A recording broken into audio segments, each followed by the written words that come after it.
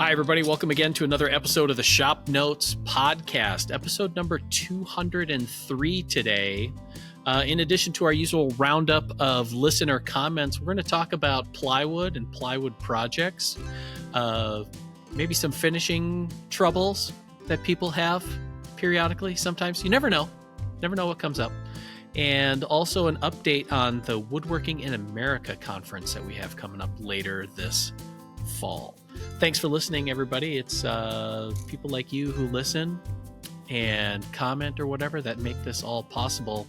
And also for everybody who subscribes to Woodsmith or ShopNotes or Popular Woodworking, your subscriptions are what allow us the opportunity to do that kind of thing. So to all those who are subscribed, thank you very much.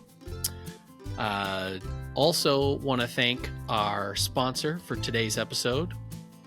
This episode of ShopNotes Podcast is brought to you by Grizzly Industrial, purveyors of fine woodworking machinery since 1983. Buy direct and save at grizzly.com. Okay, on that note. Yes. Not extensively, but I used that new belt sander in the shop yesterday. The thickness sander? Yeah. The thickness sander to flatten out a mahogany tabletop panel I was gluing up. Sure. Freaking fantastic. Yeah. It's a game changer. It's so much better than a drum sander. Okay. So that's my Loganism of the day. I'm done. I'm out. Well, I mean, it's one of those things where I feel like there is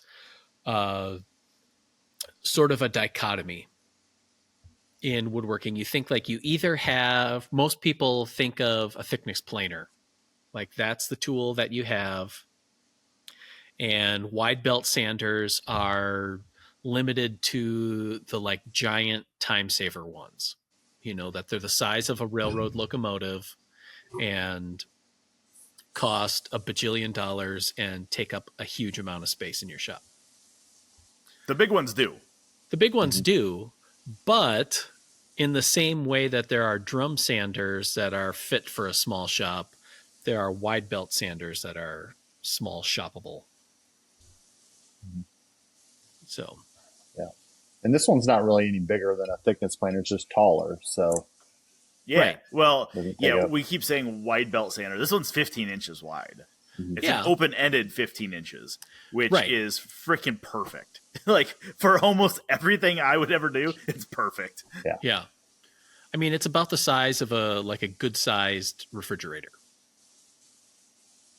I would say, if I were to describe it in terms of its I think that's fair. Yeah. Mm-hmm. Like a counter depth one, like a shallow one. Yeah. So, and I have not used there is a finish sanding platen on it. So it's like you got 3 rollers, right? Top roller, 2 bottom rollers. And then in between those 2 bottom rollers, there's a lever that you can lower this graphite platen down. Okay. And lowering that graphite platen is for like finish sanding. And supposedly it gives you like a fantastic finish. I haven't used it because I wasn't finish sanding any of those parts. And I think that's probably something that if it was you in your shop, you would probably set it up and use it. With a bunch of us using it, I don't know that it'll get used that much, but it is pretty nice. Yeah.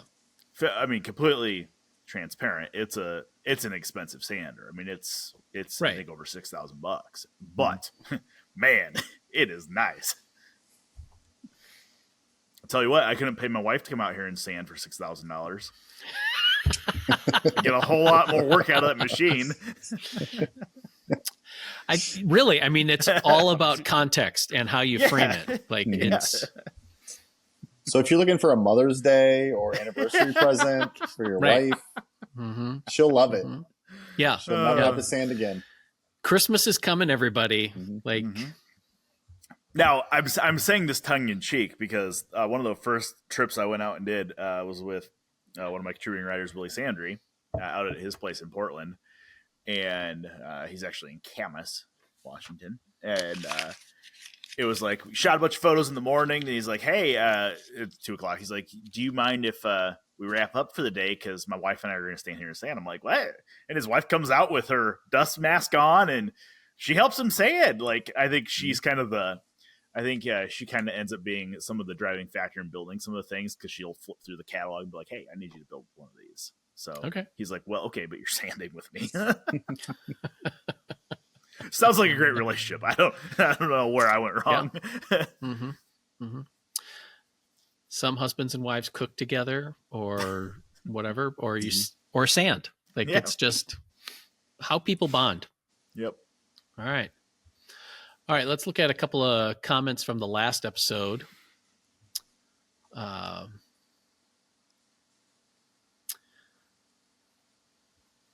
Boy9GGZ says, I volunteered in the local Albany, New York restore for several years.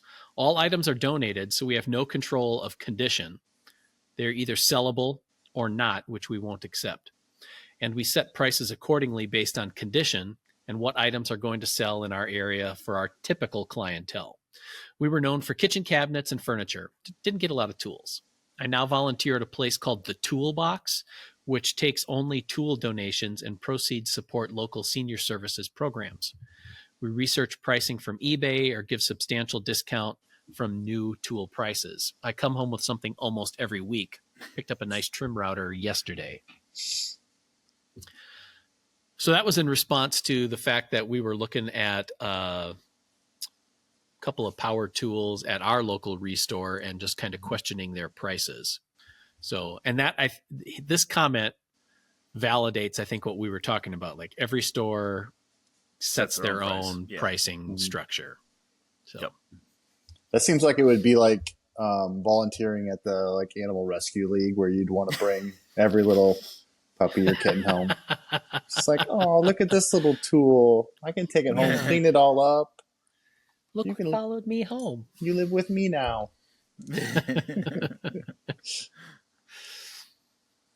Yep. So, Puppy Doc says, in my shop, mistakes don't happen. The plans just evolve, which, I mean, it's not wrong. Mm-hmm. Yeah. Yep. Anthony Vincent was a fan of the Welcome Back Kotter reference, Epstein and Boom Boom. And then also has a question, Logan, did you ever finish the drill press restore? Speaking of restore. What, that one that's in 1,000 pieces still? Mm-hmm. Yeah. Nope. So the problem is I have these stupid bearings for it that are, I don't know if I've shown those before. They're weird. So they're these stupid bearings. So they have this, so it's like a standard bearing, but the inner race is extended out of one side by a lot, by almost 3/4 of an inch. And I have two of these are in the quill. One's on the top, one's on the bottom. And I can find replacements on eBay, I think, and it just says Walker Turner bearing replacement. So I'm assuming they're the correct ones. Probably. But the bearing, the prices are it's like $130 for a pair of them. And I'm like, that seems like a lot for two bearings. So the hold up on this has been, I have not got my leads but out with these bearings to Midwest Bearing here in Des Moines and have them match these, because they should be able to pretty easily. I just don't know the proper term for this style of bearing. And it's super annoying because this seems like it spins fine, but you put it in the quill and it grinds like it is crushing gravel. So there's a hiccup. There must be a flat spot in one of the balls in there. But yeah, it's there. It's on my list. I need a drill press at some point, so I'll have to get it. I mean, the motor runs, everything runs on it. I just need to get it put back together. But I'm a quarter of the way tore apart on it, and it's well, do I just paint the damn thing? I probably should. So rather than put it back together, and then the problem is if I put it back together, get it working, and then I put it on the I'll paint it at some point list, it'll never get painted. Yeah. Oh yeah. So, yeah. Once it's back functional, you're done with it. Yeah. So I just kind of leave it until I have time to paint it, I think. There you go. Okay. How about the 24-inch joiner? How's that going? John, shush. Just curious. I don't know. That's a sore point right now because Okay. I was supposed to be getting bearing blocks cast from the University of Northern Iowa. I'm on their advisory board for the industrial tech department, and everything was going fine and dandy, but we approved a new building to be built there for the industrial tech division. That was 2022 is when we approved that. They are just now starting to move equipment. So it's like when I talked to Scott last, it was like, hey, there is a foundry and smelting club. Okay. And they were the ones that were going to do this for me. I mean, they do this type of thing like on their, local meetings and stuff. Like people need parts cast for a car or something, they'll do it. They were going to do it, but my last email to him or from him said, hey, we're moving equipment. We don't know when it's going to be. So now I'm kind of like, well, I would like them to do it because I can go take photos of it, but I might just go back to, I think it's Breezy Hill or Windy Hill down in like Alabama or Georgia or something. They were the original ones I was going to have cast it. Right. The problem being that I can't get photos of them being cast for any content. So right. I just might suck it up and just have them cast them. That's the hold up right now is that. So it's a process, man. Yep. I got an 8-inch that works just fine. Okay.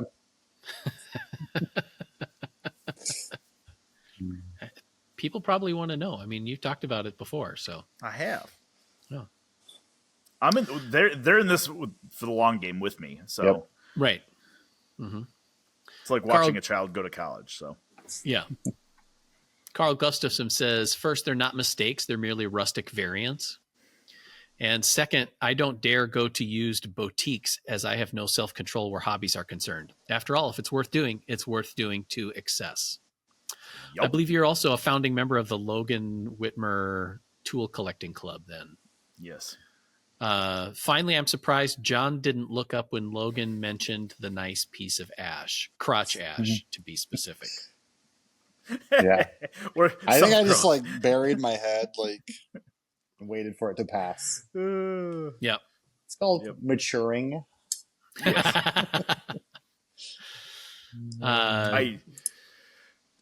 To be fair, I did pop into a antique store on Saturday, and a little Stanley 4.5 followed me home. Okay. Like for yourself or to flip? No, God, no, not for myself. Never for myself anymore. Yeah. Just because, like, oh, hi, little guy. You look hungry. You look like you need a good oiling and a sharpening. He's just fostering and it was until it finds a home. Yeah, yeah, and it was forever $20. home. Yeah. So, I mean, if it's like, if it's a deal, I'll buy it. Okay. I mean, $20 is a deal. $20 is a deal on a 4.5. Those restored, those are $130, $140. So yeah, it's a deal. Yeah. But so that's almost like Menard's level return on your investment. yeah, it's like 11%. Yeah. Yeah. Okay. Daniel Elf says, maybe I've been lucky, but my local restore have a significant variety of bargains. It does require constant visiting. And I think that's also something else that we talked about is like, you gotta be on your special locations there. Walter Riggs wants to know if the Woodsmith shop is recorded in HD and can we buy those anywhere? PBS broadcasts them, or your public television station broadcasts them in HD. You can actually find all the seasons, I believe, now on PBS Passport. So if you support your local PBS station, you can get access to them on Passport. They're also available on Amazon Prime Video, but I'm not sure the broadcast quality on that. Probably HD, I think. I would expect nowadays. Everything's HD. I would think, yeah. We also stream them on our site, woodsmithshop.com. You can get by episode or by season on there. So if you check that out, you'll be able to find episodes. Probably within the next month and a half to 2 months, season 18 will begin airing in your area. So you might also want to just remind, it's good policy to just send an email to your local public television station and say that you appreciate having Woodsmith Shop on there. I know we had a tour group come through, the one that I mentioned last time, and they were talking about how the show here in Iowa used to be on Tuesday evenings and hasn't been for a while. And sometimes schedules just get changed up for the summer or whatever. But if you like seeing it at a particular time, just let the folks know. They're usually really receptive. Unlike other gigantic corporations, public television is all run locally. Alfida says, for a minute, I thought you were going to say that you snuck into your sister's house to trade out the sideboard for the taping of the show. Would have been easier. Yeah. Right. Might have been. It's just that my sister's house is a little bit farther away. It's not like just running down the street or something. So he also said Arnold Horshack is an old name. It means the cattle are dying. Not sure if that's true, but yeah. Another little Welcome Back Kotter reference. That one's especially for Logan because he wasn't old enough to watch it. You guys are speaking Chinese to me right now. I have no idea. Anthony Vincent says, Jamie, my father, used to swear by Minwax products. He used American Walnut and Early American a whole lot, and I wanted to make a tribute piece since he's no longer with us, but I can't find these two stains anywhere other than sample cans. Do you have any idea where I might look for more volume? I know Menards carries Minwax, but... Oh, that's true. I was going to say General Finishes.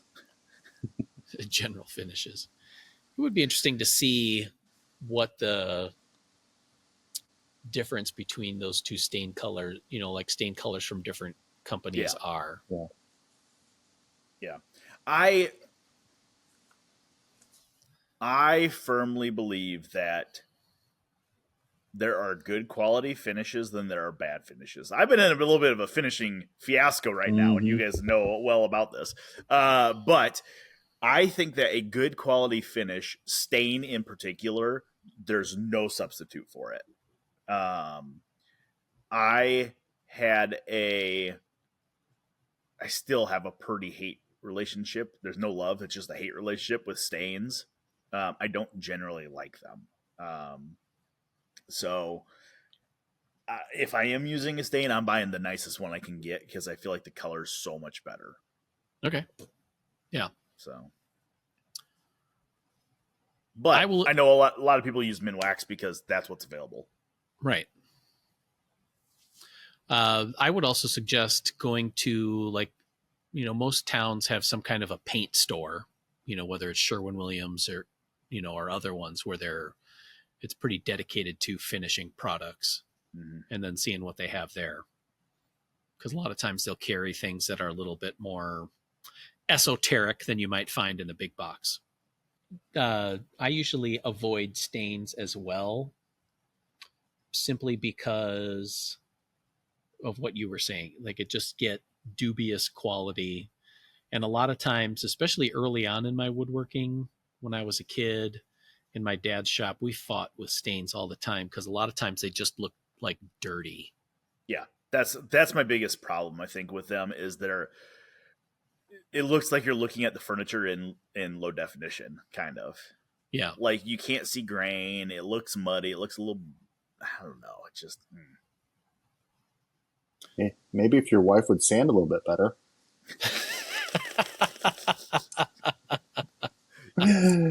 Now, but with that said, we did, I think we talked about it last week, this little,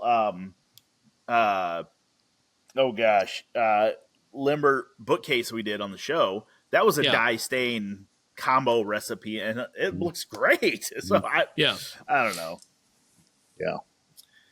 I think it also depends on what you're going for too. Cause I remember we did a stain project, here in the video studio, and John will remember this, when we were staining a door, and Brian Nelson, former editor here, was concerned that the color wasn't uniform across the whole piece. So his criteria for a quality stain job was that there's this uniformity in color, whereas I thought if you don't have uniformity in color, then it's still stained, but it has more of an appearance of regular wood. It's a more natural look. Yeah. Yeah, because wood pieces, even if they're from the same tree, can vary in terms of their grain color or patterns or whatever. Yeah. So.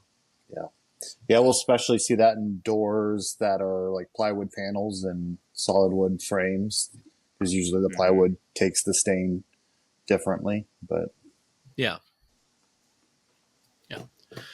which is a fun little segue into our Woodworking in America event that we have in October. You could check that out. I'll have a link in the show notes page on it. But one of the presenters is Raleigh Johnson, and he's going to be talking about coloring wood with dyes and stains. So it was, that's pretty cool. And I really thought, I'm going to read it, but his description of what he's going to be talking about just kind of highlights the problem and also what you can probably expect from Raleigh, because he's a pretty colorful character. Chromophobia is defined as a persistent, irrational aversion to colors, and it's usually a conditioned response. Sounds like a woodworking problem. Too many woodworkers are terrified of adding color to their woodworking, falling back on the hackneyed phrase, "I would never ruin the natural beauty of wood by changing its color." What they're really saying is, I'm afraid of color, and that I might ruin the piece. Unfortunately, in many cases, that's exactly what happens. Raleigh will demonstrate how to correctly use color to bring out the best in a piece. No more bland. Many factors will determine the outcome of using color, and we will make a grand tour of them. Stain, pigment dye, and reactive dye will be compared, and we'll have an overview of best application practices. We will also delve into surface preparation, aka wife sanding, and correct adhesive usage to avoid dreaded glue spots. Fear no more. Color is here. Done. I'm going. Yeah. If that doesn't make you want to sign up and go, I don't know what will. I can do no more convincing than that. So, and he's just one of the presenters that we're going to be having. Yeah. So be sure to check that out. Want to also point out that folk who are coming to the event the day before, October 10th, the Thursday in the afternoon, we're going to do a tour, an open house here at the shop and studios at Woodsmith. So you'll be able to see where we filmed the TV show, check out things and what's going on here. More than likely, we'll have a free gift for everybody to take home with them who comes through for the open house. So don't forget to sign up for that. This episode of Shop Notes Podcast is brought to you by Grizzly Industrial, purveyors of fine woodworking machinery since 1983. Buy direct and save at grizzly.com. All right, just a couple more comments here. Ham68229 says, whatever happened to Shop Notes? I believe they were affiliated with Woodsmith, wasn't it? Mm-hmm. Been a long time to subscriber to Woodsmith and to Shop Notes when it was still published. Never heard of it. It was before your time. Yeah. Oh, okay. Good news. Shop Notes is still around. It's a digital publication now. We do publish it 4 times a year, and you can subscribe over at shopnotes.com. You can check that out. I'll put a link in the show notes page as well. So we're still doing issues. We have another deadline coming up in right around 2 weeks now for another issue of it. So got some cool projects in there. Logan's writing one on a marking knife that Chris Fitch designed. That's pretty cool. So you might be able to go boar hunting with it. I'm not sure, but I'm going to try it. Yeah. Yeah. And then John, I think you have your assembly carts in that one, right? Assembly clamp storage cart. Yeah. So it's a nice little project. Did you design that to be the same height as a table saw? No. Is it the same height as a table saw? I don't know. I was sure thinking, I hope it is. Yeah. It's the Gesture's table saw height. Oh, yeah. Mm-hmm. Yeah. Yep. Just lower it. There's that crank on the side that does that. Yeah. And for everybody that's going to say, ooh, it's digital, there is an end-of-year print issue that you can get on Amazon. So the 2023 end-of-year print issue is on Amazon. The 2024 will be on Amazon, but you got to wait for it. Yep. So Till you we're can done get with it in print. 2024. You just got to order it on Amazon. Yep. So, see, now if everybody that listened to this podcast would subscribe to ShopNotes Magazine, we would just be 10 people closer to being able to bring it back in print. There you go. Yep. Last comment. Chad Montgomery says, nerd card revoked. Star Trek. Or is Logan just deliberately provoking the rest of us nerds by attributing a Lord of the Rings reference to Star Trek? Always enjoy the show regardless. Live long and prosper. I thought that was pretty clear, but I guess not. Yep. Speaking of which, took my son to one of the comic stores here in town yesterday. Oh my gosh, it was awesome. Yeah. We spent 2 hours there. It was pretty cool. All right. Which one? The one over on Mayhem, the one on University. University, yeah. Yeah. They have a Pokemon night every Tuesday night. So I took him there to battle in the Pokemon League. And I'm like, there's going to be like 12 kids here doing this. There was like 45 grown butt men that were battling these kids and getting their butts whooped. It was awesome. So, I just kind of left him in there and I went and walked around the comic store. It was cool. There you go. It's like a Pokemon dojo in there.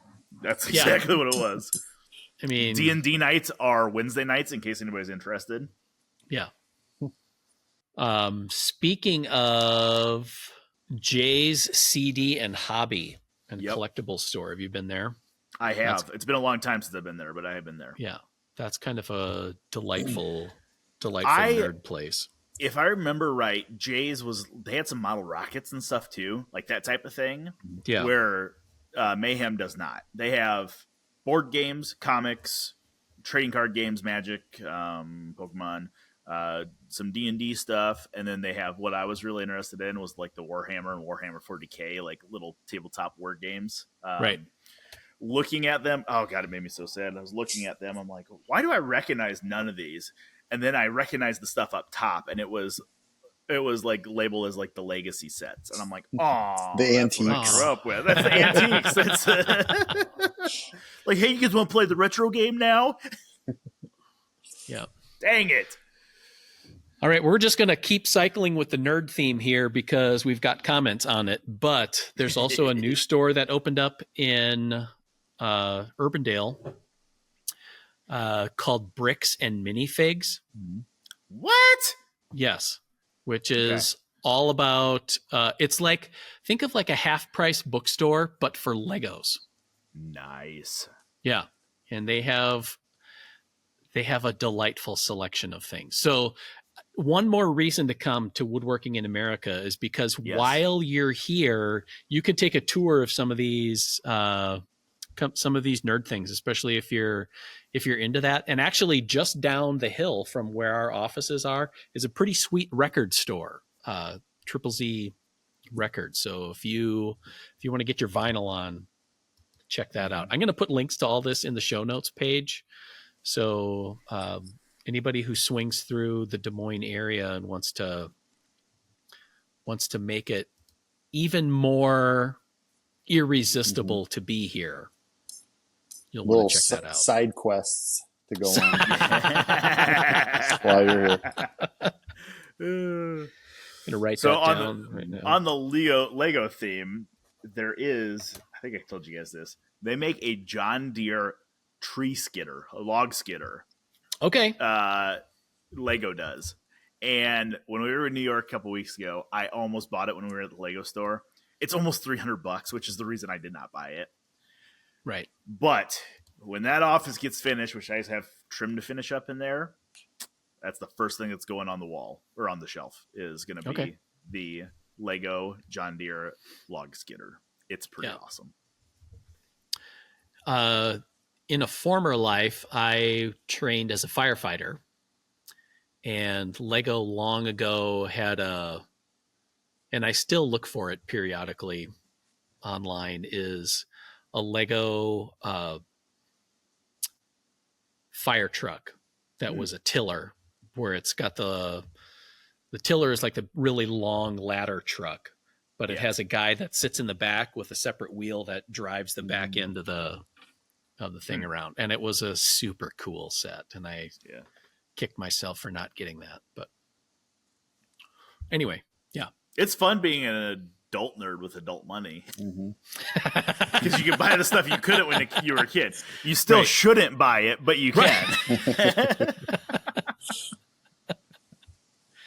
You're not wrong. I know. Yeah. So, all right, to get to the other segment that I wanted to talk about today is working with plywood.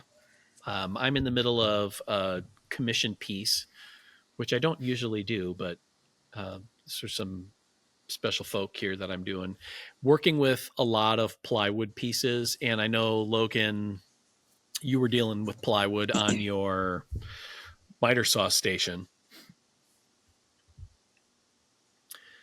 And I was just kind of, one of the things that I was dealing with this time around, because I had so many sheets of plywood, was using some of the track saws that we have around here, which makes it sound like we're track saw rich, but kind of are. I mean, that's part of the nature of the work that we do, is we see a variety of tools. So we have 3 track saws that I used in different parts of this project.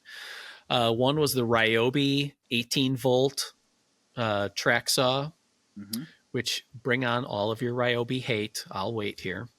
Oh, just wait. There will be more when you say the other brand.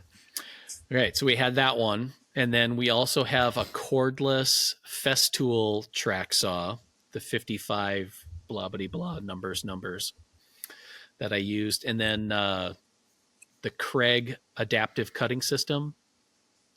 I used just the track saw and the track, not the whole table thing. For a table, I used a pair of sawhorses that we did years ago that had long beams that we could connect the sawhorses with. And then I put down a big sheet of 2-inch foam over the top of that. And that was my cutting center, so to speak.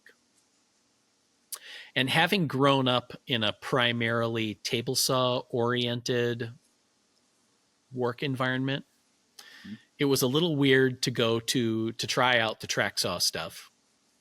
And then also to think like you can get finished parts right from the track saw without having to do the like separate step of like field dressing your plywood and then taking it to the table saw to turn it into, roasts and pastrami and stuff like that. It's, you have to start, I think, with the mentality that you're getting finished parts off the track saw, which means you have to have accurate layout. You have to be careful how you're setting your track to make sure you're getting square parts. But I haven't used the Ryobi one, so I don't know anything about that one, and build quality and stuff. I've used the Craig one, and I have one of the TSC 55s, the cordless ones. Yeah. They are fantastic. Like, they are so good if you set them up properly. And in particular, I have the Festool here with the Festool dust extractor. It does not make a mess at all. It is pretty much a chip-free cut. And I also have the Woodpecker's parallel guides for it. So I can put those on the track to kind of set part sizes and stuff. It's a great system if you work with plywood. Right. Yeah. Yeah. I was probably a late adopter to the track saw scene too, just because in the past, using a circular saw on plywood, like a regular circular saw, they usually splinter the plywood quite a bit. So you're not getting finished parts. and I have trust issues with the track itself. Like just thinking that it's not going to move. Like I don't have to double side tape this down or use clamps but then, you set it on there in the right spot and you make the cut and it stays and, it's pretty slick. I don't know. Does the Ryobi track have like anti-grip or anti-slip feet on the bottom of it? It does. Yes. Okay. Because the Festool does and the Craig does as well, and they work really well. Like it's a foam. I would say it's a spongy foam, and it holds it right there. Like if your workpiece has a lot of dust on it, it will slip. But if your workpiece is clean, but you're going to know that your workpiece has a lot of dust on it. It's not like you have to go over with like a tack cloth or anything. No. Like if you made a cut without a dust collector or dust extractor on there and it's full of dust, it's not gonna stay in place. But if the sheet is relatively free of dust, it's like they stick. They just don't move. It works great. Yeah. Because I know when track saws came out, they were all pretty premiumly priced. Let's be fair. Yeah. And a lot of them still are. Some that are, Yeah. But, and because of that, and because of how certain brands portray themselves, I turned into a Gen Xer that I am and was like, not going to do it. And just stuck with a circular saw and shop-made cutting guides, which we've shown in all of our magazines dozens of times. And they work. I've had issue with the circular saw thing, finding a good blade that will cut plywood without shredding it. And I'm not talking about those ridiculous plywood blades that are just high-speed steel and have a bajillion teeth on there. Those are terrible. You might as well just light your plywood on fire. One of the things that I've had trouble with, in addition to clamping down the track or the cutting guide and having that clearance, is also it's really easy to very subtly lean the saw one way or another and get a slightly beveled edge that you don't get on a track saw. Yeah. Also there, and this is where I think John's trust issues come from, is there's like a two-part motion in using a cutting guide. There's the like down and along the cutting guide, and then there's like holding your saw into the fence of the cutting guide. So there's a sideways pressure and the forward pressure. If you translate that muscle memory into a track saw, I think that's where you can get the track slipping too. Yeah, because a track is, when I use it, it is thumb, finger, down, and then it is just pushing it. Like there is no left or right. Yeah. It is all in the wrist and then just arm push, Right. Yeah. So, I think that's the thing, is that they look like a regular circular saw with a straight edge, but it's a totally different tool than that. Yeah. Which means that there's totally different skills in learning how to use it well, too. Like there's people who know how to use circular saws far better than I do and can make ridiculous level cuts with them. However, with a track saw, a few things that I like about it are how easy it is to set the depth of cut compared to a circular saw. I do like the plunge cutting ability on it. And like you said, Logan, just it's like you just turn it on, push it down, and then slide it forward on the track is a big thing. So yeah, I do appreciate the cordless track saws as well. Okay. But you always have if you're using a dust extractor, you always have the hose anyways. Right. So I wouldn't say that that's a killer. Yeah. But being able to, if I want, step outside with it and not worry about an extension cord is really nice. The Festool one, the TSC 55, I keep saying that. I hope that's the right name on it. It runs off 2 batteries, but it will run off 1. Yeah. So if you put 1 battery in, it's a slower speed cut. If you put both batteries in, it's a little bit higher speed cut. Yeah. I do like being able to step outside with it.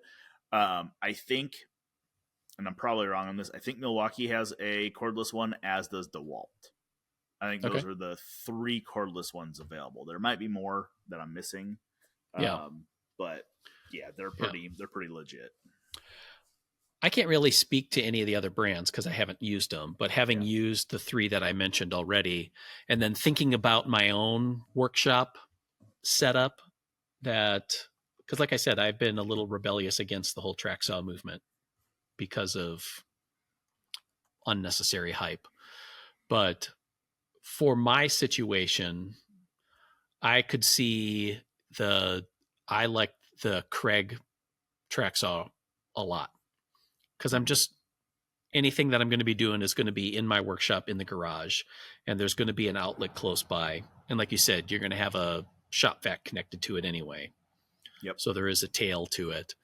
So I don't really then have to worry about battery state, whatever, especially if you're not out in your shop every day, is more of a hobbyist. I felt like the Ryobi one, and maybe because our batteries are running out of gas here, felt like the Ryobi track saw that drained the battery pretty quickly for 18 volt. Yeah. So, which, as you said with the Festool, that's kind of the same deal. Like it runs on 2 batteries for a reason. Yep. And I will say that the Festool does have. I would put love my Craig products. Love the people at Craig. I would put the Festool above the Craig a little bit, just from a track saw standpoint, right? Because it does have the anti-kickback shutoff as well. Oh, so okay. if you pinch it and it kicks back, it's not a saw stop type thing, but it shuts this off immediately. Okay. So there is that little bonus safety feature, which is nice, because I think a track saw is a great thing to let a kid use. I mean, the blade is buried in your workpiece. They can't cut off to the side and bind up the blade, really. It's pretty easy. It's a down and it's like running a choo-choo train on a train track, So Thomas the Train Engine meets circular saw is really what it is. So like the reason that I would say the Craig over the Festool is that the Craig is much more affordably priced for the type of work that I do. Oh yes. Compared to the Festool. I just don't think that I would use the track saw that much to justify that cost. Yeah. I mean, that's totally subjective. You are talking a Craig track saw at $350 versus the Festool at $879. So it's I mean, it is different, and I don't think the quality of cut is different. No, and I was really happy with using all 3 of them. They did a great job on all the cuts that I needed. It just and I guess that's the part that was really amazing to me is there are accessories, like you said, for parallel guides and stuff like that.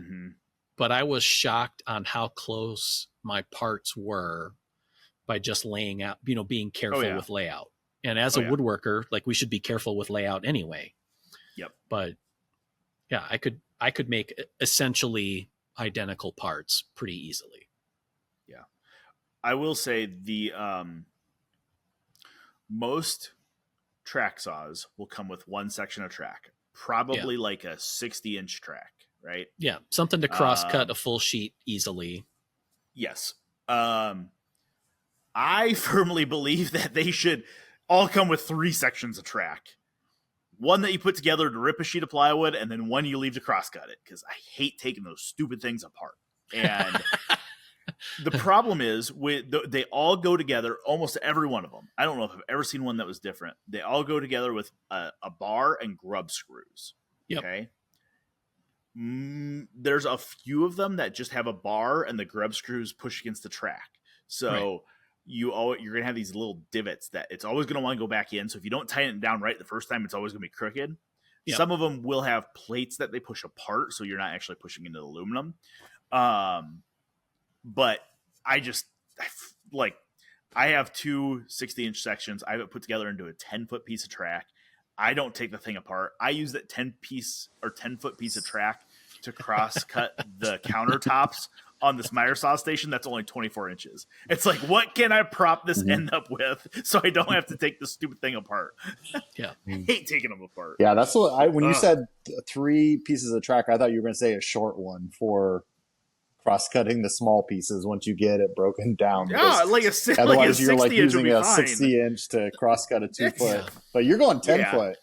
Yeah. 2-foot piece. Oh, yeah, I was. I sure was. I'm not taking this stupid thing apart because A, I got to put it back together. B, I'm going to lose the stupid grub screws. Yeah. You know, like I'm going to lose the bar and grub screws, or I'm going to throw them in a drawer and be like, I'll remember what this is. Then 4 years later, I'm like, what the hell is this thing for? Where did I put those connectors? Yeah.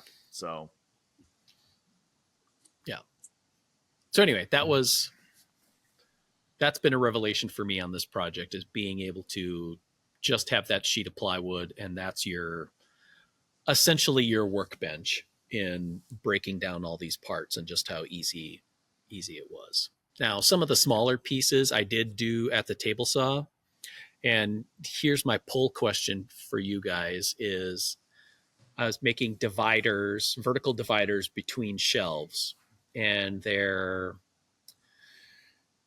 about 10.5 inches deep, 8 inches to 12 inches long. And I needed some identical ones.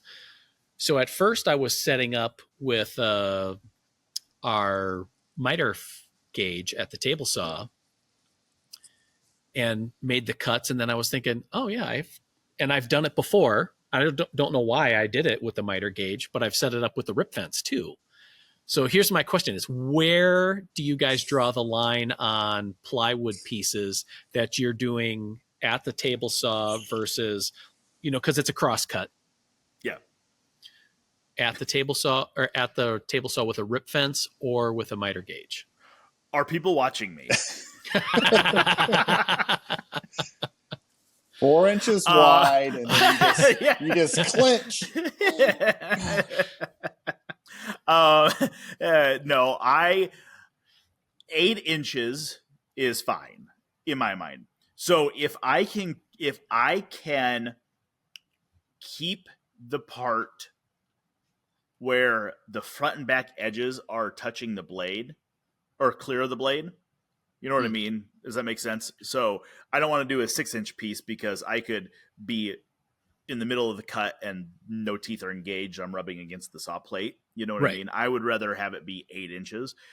So 8 inches by, 11 or 12. Yeah, no problem. Like, do that all day long. I mean, I've cut 6x6 plywood on the table saw. You know what I mean? It's like, it's when you start to get those rectangular pieces that are wider than they are deep or long, and it's like you get that little wobble. That's where you get a bad kickback, and you don't want to do that. So I think my rule of woodworking is, if I ever have the thought, should I be doing this? The answer is no. No, I should not be doing this. Now, do I go by that all the time? Yeah. Sometimes it's in the middle of the cut. And it's too late at that point. It's like, you're committed. Gotta see it through. I also consider, I try to, when stuff comes out of my mouth, I also try to do the same thing. Like, would I want my kids saying this? I don't always follow that.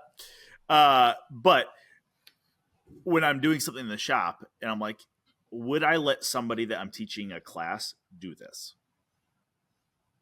Okay. And if that's a no, then there's probably a better way to do it. Yeah. I have had people in here. What were we ripping? We were ripping something. Oh, we were doing the beveled top to this little shaker side table where you have to stand the workpiece on edge. You rip it at like a 60-degree bevel on all 4 sides. And the big eye fence I have from Harvey is really nice. You can hook your fingers around it. It's pretty stable. And some people are like, it just feels a little sketchy. I'm like, hey, it's not. We have a riving knife on there. Like it's not. But if you're not comfortable, I will do it for you. Or we can do it a different way with hand planes. So, there's always that. Like, yeah. would I let somebody do it, and are they going to be comfortable doing it? If they're not, then how else would I do it? How else can I do it? Yeah. So, yeah. For me on the plywood pieces, I think I go by shape. Yes. Kind of more than size. Like you were saying, if the pieces are relatively square, then I feel like it's pretty straightforward to do. But when you're starting to get pieces that have a proportion that's more than like 2:3 ratio, then you start to get the little twist that is really easy to induce on that. So, and that's where a lot of people hear you never use the miter gauge and the rip fence at the same time. And that's where that comes into play. There's that twisting action that can happen in the pinch. And that's true if you are doing through cuts for sure. Yeah. If you're not doing through cuts, it doesn't matter. But yeah. So, and then because of all the plywood pieces, I've been able to use my biscuit joiner, which has been a delight. I just love that thing. It's fun. Really easy to connect parts. And the nice thing is sizing parts, because they're just all shoulder to shoulder dimensions. I don't have to try and take into account of how deep did I cut this groove. I feel like we've talked about this before, but I don't remember. Apples to apples, you can do exactly the same thing with a domino. You have both tools sitting there. Which one are you choosing to do the type of stuff you were doing? Biscuit joiner. Okay. Why is that? The biscuits are cheaper. Biscuits are, and that, let's be honest, for me, that plays a big role.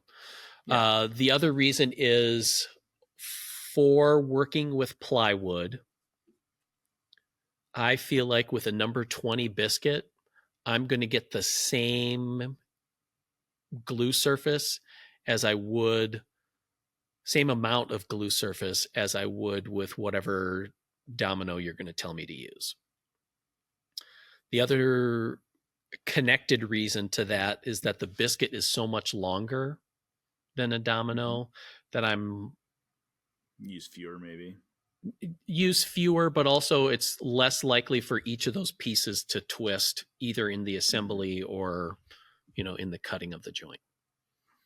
Do you think you are sacrificing shear strength laterally across that joint? Because to me, if I'm putting a domino in a vise and a biscuit in a vise and I'm smacking it with a hammer, it's a whole lot easier to break that biscuit. Oh, yeah. But I guess for the application, does it matter? Right. Is the question, I guess. Yeah. So maybe is there a shear strength thing, but I go by, let's do this, quote unquote, the traditional way that we've shown in Woodsmith for 1,000 years, is to cut a 1/4 by 3/8 inch dado across your plywood piece and then cut a mating tongue on the end of another plywood piece. Are you changing the shear strength of the plywood at that point? Yeah, I think you are. So I feel like putting in biscuits and the right number of biscuits, you are making a joint that's at least as strong and way plenty strong enough for whatever the application is. I'm making bookshelves. So I'm not trying to hang engine blocks from it or whatever. So it's appropriate in my opinion. Think in plywood construction, even if you're using a domino, the plywood's going to fail before the domino would anyways. Yeah. So probably it would split apart, I would think. Yeah. I've always said, like, if that is the failure point of your project, so you need to redesign something. Yeah. Like if it's going to be the biscuit or the domino or the dowel or the pocket screw that fails, you need to redesign something somewhere. Right. Like that should not be the failure point. Yeah. So, okay. And this project, there are a lot of pieces in terms of there's a lot of shelves, that are connected to each other with vertical dividers. So it's like every time you add another piece on there, you're strengthening the whole, so it's not like any one joint might be whatever, but there's never going to be overwhelming force on any one joint, so that's how I would answer it. And the other thing is, and like I said, is using the correct number of biscuits or dowels. I think a lot of contemporary woodworkers, probably from my generation on, are so used to ready to assemble furniture that has like 2 dowels and a connector screw. So when they get into dowel joinery, they're like, all I need are 2 dowels and I can glue this up and it's fine. No, that's not right. And it's the same way with, same thing with dowel or with biscuits, probably with dominoes too. Like, it's not just like one on each side and you're good, like, yeah. How would you answer that question? I would use dominoes. Okay. Because I like to be hip. No. Because I have seen biscuits break. Okay. And to me, they are thin wafers of particle board. Now, if you buy nice ones, they're usually... can you buy solid... Like, they're solid beech, aren't they, when you buy nice ones? Yeah, most of them are solid beech, and the grain runs diagonally. Yeah. So, at that point, I'm probably I just have trust issues like John. Mm-hmm. Our parents did not love us when we were young. So we got dropped on our heads. Yeah. So I would, because to me, yeah, I would use, doing plywood like that, I would use a dado. I would. I don't think I would biscuit it. I don't think I would domino it. I don't think. Yeah. Just because, as John said, I think the plywood's going to fail first. So I don't know. I would run joinery inside of the plywood sheet probably, but that's a lot of freaking dados with what you're doing. That would suck. That'd be miserable. Yeah, I guess that's where it is for me. Is it just at that point, it gets tricky because I have like horizontal pieces and vertical pieces. So ideally you would want to cut all of your dados all at the same time. Yeah. But the only way you can do that is if you have all of your pieces cut to the exact size that you need, and you almost never do.